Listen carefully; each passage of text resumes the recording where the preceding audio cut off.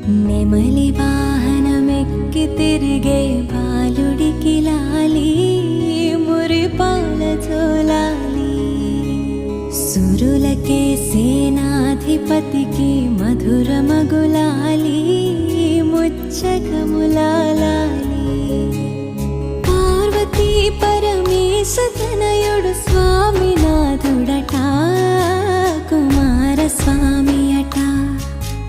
కృత్తికలు పాలిచ్చి పెంచిన కార్తికేయుడట ముద్దు బాలుడట నిదురకు వేళాయనట.